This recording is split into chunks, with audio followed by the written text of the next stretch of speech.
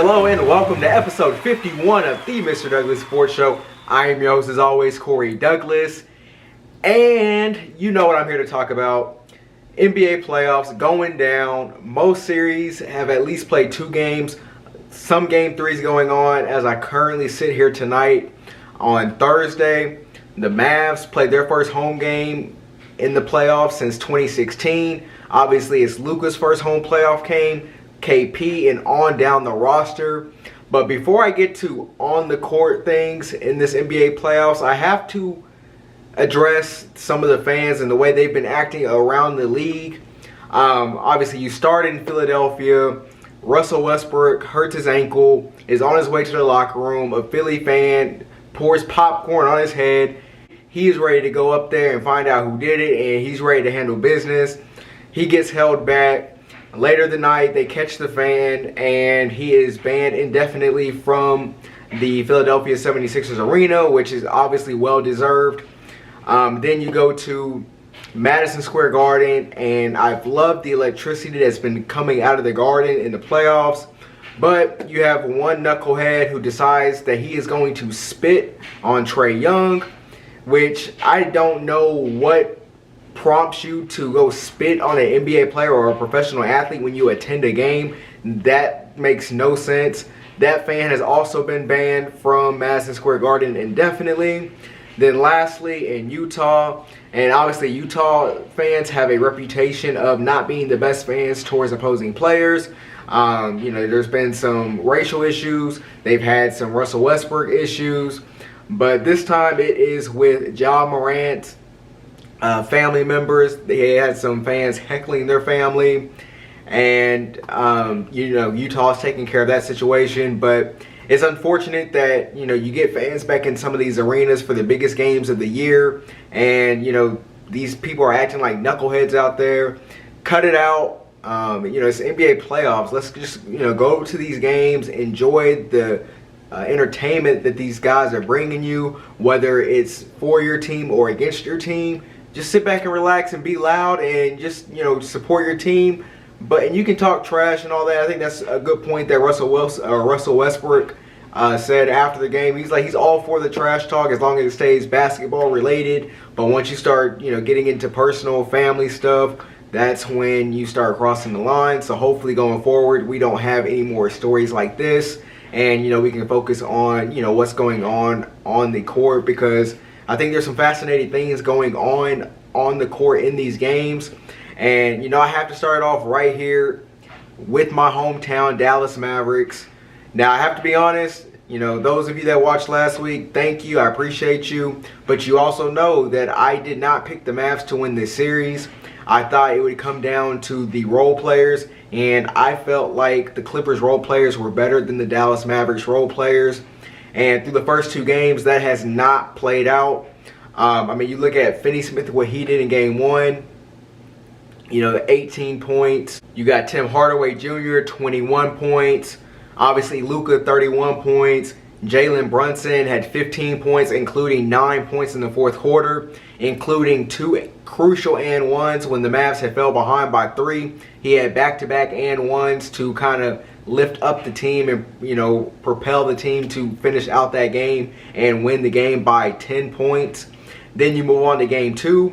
And I got to be honest with you, in this game, I was expecting the Clippers to come out and throw their best shot at the Mavericks. And it's just something in the NBA when the road team wins game 1, typically the home team, because they are the higher seed and in most cases they are the better team, they come out, put their foot down, and tie the series 1-1, and then it kind of evens out the rest of the series.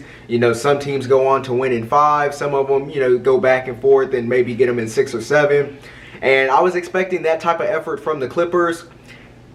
I did not get that, or Clippers fans did not get that. Kawhi came out 18 points in the first quarter. Paul George had a very solid game, 28 points.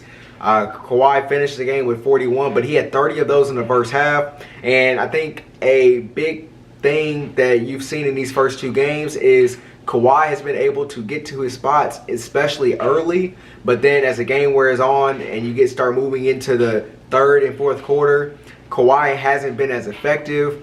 And, that's cost the Mavs. or cost the Clippers against the Mavs. And then obviously game 2, you have another outstanding performance from Tim Hardaway Jr. Maxi Kleber comes out, 12 points in the first quarter. KP adds in 20 after his horrible game 1 performance. Luka, 39 points. Finney Smith had an off night, but it did not matter. Josh Richardson came in the fourth quarter, scored 9 crucial points, including some clutch free throws on a night where the rest of the Mavs were not interested in making free throws. So overall, I am ecstatic that the Mavs are up 2-0 in this series. I do now think, I don't know if I should say this because obviously I picked the Clippers before the series. Maybe I should just keep it going. But I will say I am just very confident going forward. But tonight's game at home, returning home, obviously the Mavs have not been the best home team this season. So coming out with the right focus and mindset in this Friday game is crucial, because I think this is a crucial game for the Mavericks to win. When you have a team down like this on the ropes, you have to be able to finish them off. And I think the Mavs, if they can come out, play with the same sense of urgency that they have played in the first 2 games, jumping out to early leads, I think this could break the Clippers, because they've shown that they don't have the mental capacity to rise to the occasion in big moments. They've now lost 5 straight road games dating back to the bubble when they blew a 3-1 series lead against Denver. Tyronn Lue I know he's won a championship as a head coach. That was with LeBron. This is different. Kawhi's leadership style is not really adapt to these situations. He's not really a guy that's going to rally the troops despite having championships in the past. And like I said, I think the Mavs can break the Clippers early if they come out and feed off this home crowd energy. The crowd is expected to be 16,000 plus. And I mean, it's going to be electric. I'm expecting a big time performance from Luka. I hope KP can feed off the crowd and really kind of get his game and flow. And Tim Hardaway Jr., hopefully he can keep the flamethrower going. But last thing I want to touch on before I move on to some of the other series that have been going on and some key points on that. I do want to kind of laugh at Tyronn Lue after game 2 with some quotes he had. And basically he said that his concern level was not much. He said that it's easy for players to go in on the road, especially road players, and shoot well. And he said that we'll see if they can do it in game 3 when they return home. Well, I have news for you, Tyronn Lue.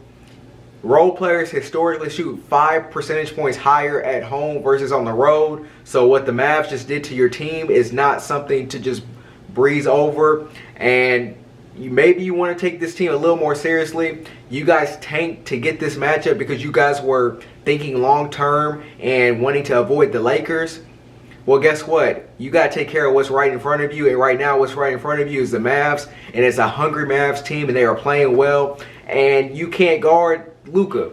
I mean, when you talk about Luka, you've thrown Patrick Beverly. Luka immediately called him too small the first possession of the opening game. You put Kawhi on him after game 1 when he goes nuts. Doesn't matter. He hits the dirt, one-legged fade. Next, Paul George. He's had him dancing all season. Anytime Paul George tries to guard Luka, Paul George ends up doing the splits, ends up on the ground, Luka still ends up going right by him. You put Batum on him, don't matter, go right around him. Rondo, don't matter, he can get a bucket too. So, Tyronn Lue, you have a real problem on your hands. And if you're not concerned, well, you're going to get concerned here once you lose these 2 more games and go home and you end up being a one-and-done coach and getting fired from the Clippers. But like I said, I'm excited about what's going on right now for this Mavericks team. And I think the future of this postseason is very bright for them because I think they have the best player on the court in this series. And I think that bodes well if they are able to advance into the second round against either Utah or Memphis. But obviously there's a lot of work to do, and tonight's game at the AAC is crucial to moving on. So speaking of moving on, let's go ahead and kind of take a look at what's going on around the NBA and these other series. I'm going to keep it out west with the Utah Jazz and Memphis Grizzlies. They are tied at 1. Game 3 is Saturday night. And the one thing that stands out to me in this series is Ja Morant is ready for action. Despite losing in Game 2, he has an incredible performance, scoring 47 points. Donovan Mitchell returned in Game 2 after being very frustrated that he was held out in Game 1. I picked Utah in 5 before this. I now think it extends out to 6 because I do think Memphis will be able to win a game at home, one of these next 2, either Games 3 or Game 4. But I am still picking Utah to advance in 6 games. Denver and Portland, this is the series that I was expecting. I picked Portland in 7 before the series. I am sticking with that. Nikola Jokic is a problem. Portland can't stop him, and it's very clear. But on the other side, Dame Lillard is also a problem, and Denver can't stop him either. So I do still think Portland will win this series, and I do think it will take the full 7 games. Next up, you have the 2 seed Phoenix Suns getting after the Los Angeles Lakers. I picked the Lakers in 6 before the series. I'm sticking with that. And it must be the postseason because Chris Paul is once again hurt. He has a banged up shoulder. And I don't think he'll be 100% even if they were to advance past the Lakers. But even like now with the injury, I feel even more confident with the Lakers winning that series. LeBron and AD too tough, and then if the role players do anything to help them, I think they're in a good position to advance. And like I said last week, it is very tough to beat LeBron James 4 times in a 7-game period. So I don't think the Phoenix Suns will be able to do that this season. Going on to the Eastern Conference, Philadelphia, Washington. Philadelphia is up 2-0 in this series. And I believe I picked Philadelphia in 5 because I said there would be no sweeps. I'm going to stay with that, but if Russell Wilson's unable to play, this will probably end in 4 and be over very quickly early next week. Knicks-Hawks has been an incredible series. I mentioned that the energy at Madison Square Garden has been just incredible. It's almost a full capacity in that. Trae Young has a game-winning floater in Game 1. Derrick Rose and the Knicks respond in Game 2 to tie that series 1-1, headed back to Atlanta. And I still think the Knicks will win this series in 7, but obviously it's going to be crucial for them to win a game in Atlanta. Atlanta is expected to be at full capacity as far as fans go, so that is going to be very, very interesting to see what kind of environment the Hawks have at home.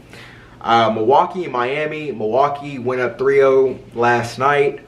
And they are just completely shellacking Miami. I did not see the Bucks winning in this fashion. I thought this would be a drawn-out, hard-fought series, and Milwaukee has proven that they are different this year. It's been reported that Milwaukee was not dodging Miami in the first round, and they are coming out and they are putting it on them. So that series is going to be over in a sweep, 4 games. Milwaukee's going to move on. And then they're going to take on the Brooklyn Nets. So let's go ahead and talk about them real quick. Obviously, they are up 2-0 against the Boston Celtics right now. Game 1 was kind of a hard-fought battle. Brooklyn pulls away late. Game 2, from the jump, Joe Harris comes out, hits 5 threes in the first quarter.